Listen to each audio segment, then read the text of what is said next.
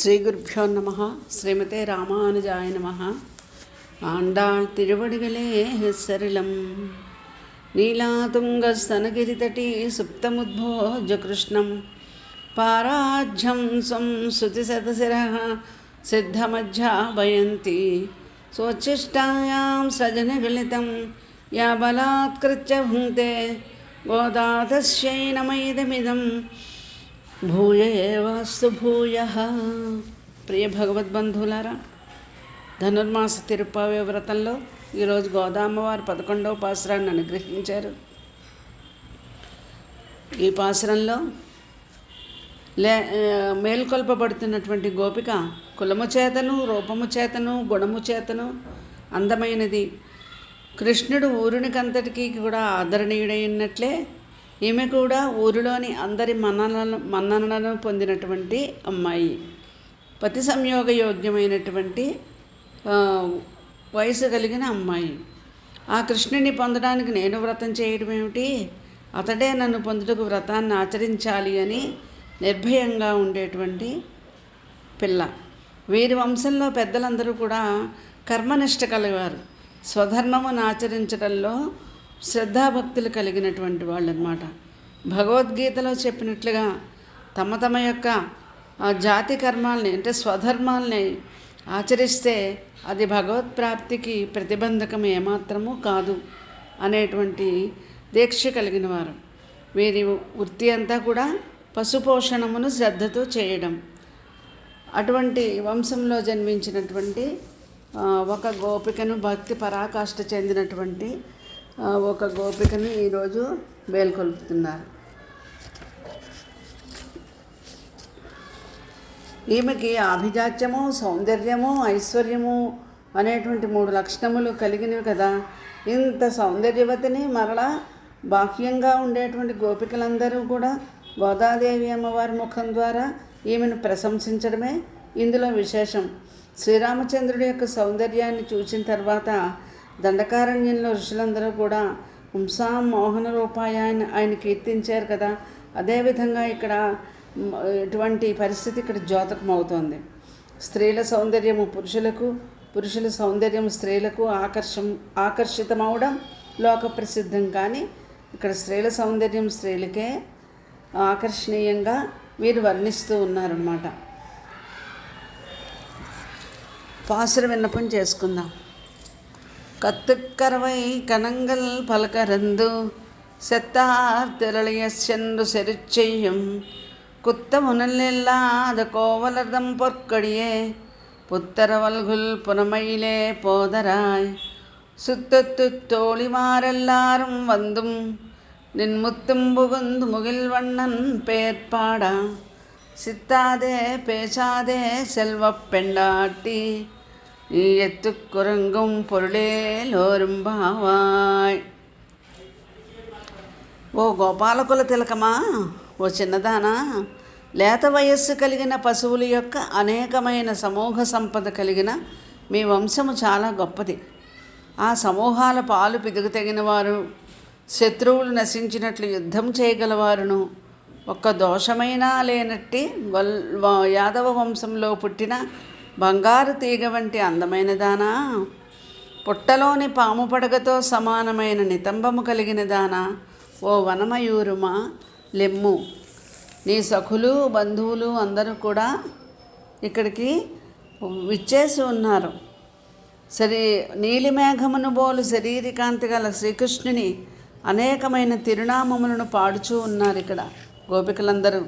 అయినను నీవు ఏమాత్రమూ చెలింపక మాట్లాడక ఎలా నిద్రపోతున్నావు?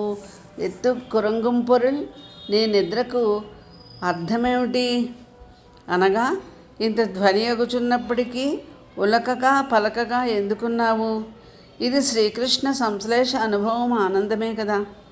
మరి ఈ సంశ్లేషానుభవానందమును నీ ఒకటివే కాక అందరూ అనుభవించినట్లు చేయవలను కాన మా గోష్ఠిలో కలిసి ఈ వ్రతాన్ని పూర్తి చేయమని కోరుతున్నారు.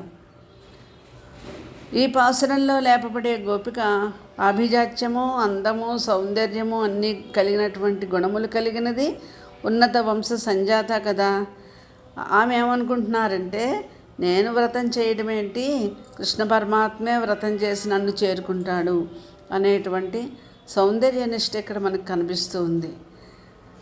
ఇలా అనడం చేత భగవద్భక్తులను ఆశ్రయించేటప్పుడు వారి ఆత్మగుణ పూర్తి చేత కలుగు ఆంతర్య సౌందర్యమే కాక బాహ్య సౌందర్యాన్ని కూడా అనుభవించాలి అని.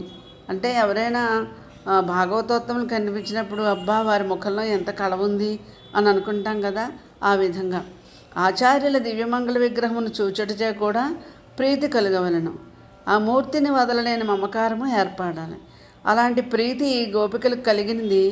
అందుచేత లోపల నిద్రిస్తున్న గోపిక భగవదనుభవమును పరిపూర్ణురాలే తన దివ్యమంగళ విగ్రహ దర్శనము చేతనే వీరిని ఆనందింపచేయజాలందే ఉన్నదని మనకిక్కడ ఆ విషయం అవగతమవుతోంది. శ్రీకృష్ణుడు ఆ ఊరిలోని వారికి అందరికీ అన్ని విధాల ఆరాధ్యుడు, ఆదరణీయుడు. అలాగే ఈ గోపిక కూడా అందరికీ ఆరాధ్యురాలు, ఆదరణీయురాలు.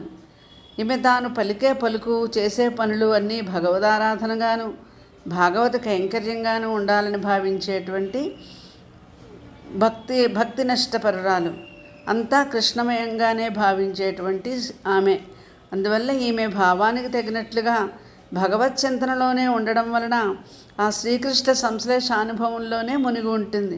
అంటే ఎప్పుడూ భగవంతుడు ఆమె దగ్గర ఉన్నట్లుగానే ఆమెకు తాదాత్మ్య భావం కలుగుతూ ఉంటుంది.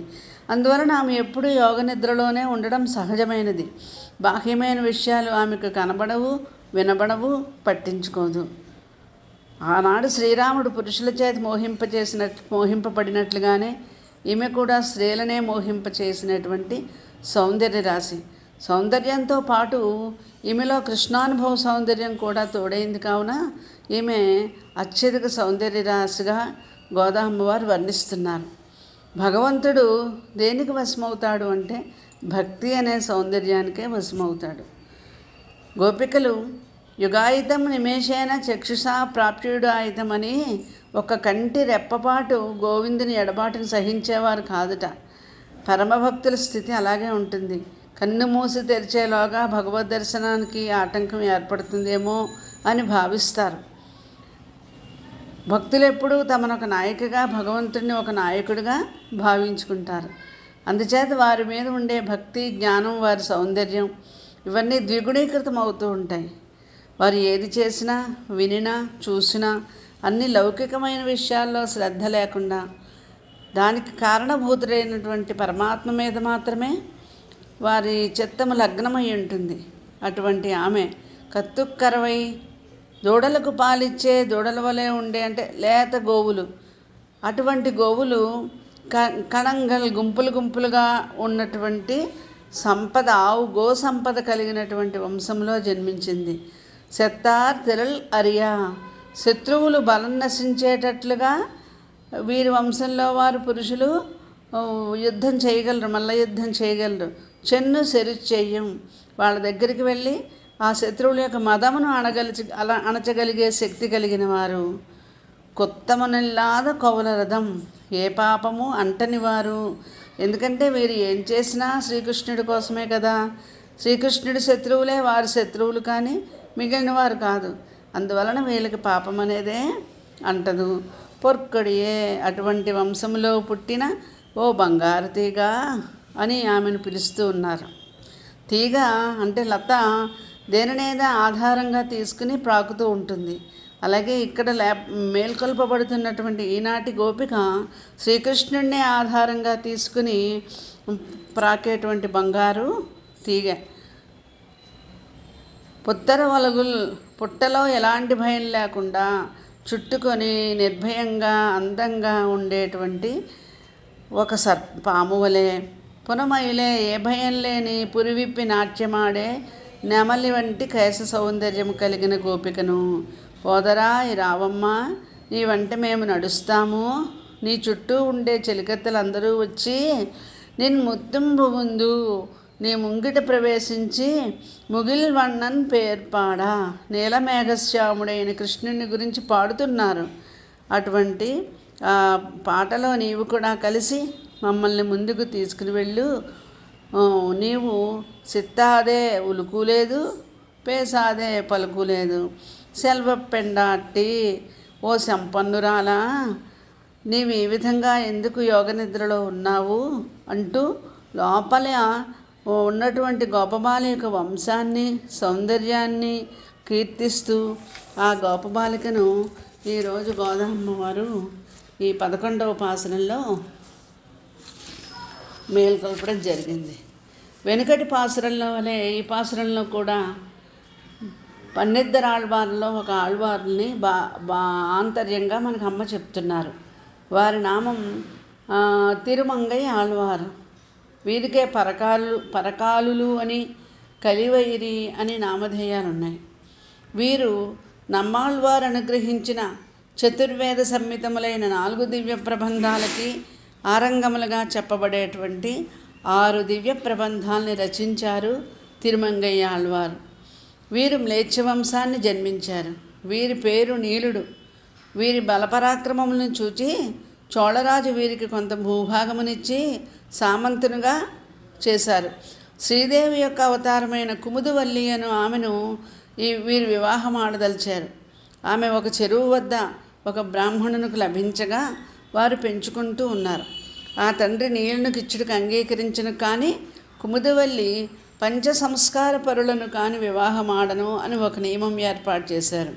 అందువలన పరకాలుడు ఆచార్య సమాశ్రయణం చేసి తప్త చక్రాంకితుడై అర్ధపంచక జ్ఞానమునంది కుముదవల్లిని వివాహం చేసుకోవాలని తలచారు. ఆమె ఒక షరతు పెట్టారు. సంవత్సర కాలము రోజునకు 1008 మందికి, అంటే అష్టోత్తర సహస్ర సంఖ్య గల వైష్ణవులకు సమారాధనం తదీయారాధనం చెయ్యాలి అని నియమం ఏర్పాటు చేశారు. అతడు ఆ నియమానికి ఒప్పుకొని ఆమెను వివాహం ఆడారు. ఆనాటి నుండి తన రాజ్యంలో వచ్చు రాబడి అంతా భాగవత తదీయారాధనకు వెచ్చిస్తూ చోళరాజునకు కప్పము కట్టడం మానివేశారు. ఆ చోళరాజు కప్పము కట్టించుకొనుటకై రాయబారము పంపి విఫలమై చివరకు యుద్ధం చేయబోనారు. చివరకు పరకాలునిచే ఓడిపోయాను. అప్పుడు పరకాలుడు రాజు కప్పమును కట్టుటకై ప్రతిజ్ఞ చేసి భగవద్ధ్యానమును అవలంబించను. భగవానుడు సాక్షాత్కరించి కంచిలో వేగవతీ తీరమున నిక్షిప్తమయ్యున్న ధనమును తీసుకుని రాజు కప్పము చెల్లించమెనను. పరకాలుడు ఆ నిక్షేపమును త్రవ్వి ఆ ధనమును పొంది చోళరాజు కప్పమును కట్టెను. తర్వాత రాజ్యమును వదిలివేసి చోరవృత్తిని అవలంబించి ధనమార్జించి భాగవతులను ఆరాధిస్తూ ఉన్నారు. ఆ దొంగతనంలో భగవద్భక్తులను హింసింపగా వేదబాహ్యులైనటువంటి వాళ్ళని హింసించి ధనము తెచ్చి భాగవత సమారాధనము చేసేవారు. అలా చేస్తూనే వీరు శ్రీరంగనాథ క్షేత్రంలో శ్రీరంగనాథునికి సప్త ప్రాకార మండపాదులను వీరు నిర్మించారు. అటువంటి తిరుమంగయ్యాళ్వారిని ఈ పాసురంలో స్మరించారు. ఎందుకంటే ఇక్కడ చెప్పబడినటువంటి ఈ గోపాలుల యొక్క వంశము కూడా అటువంటిది కదా.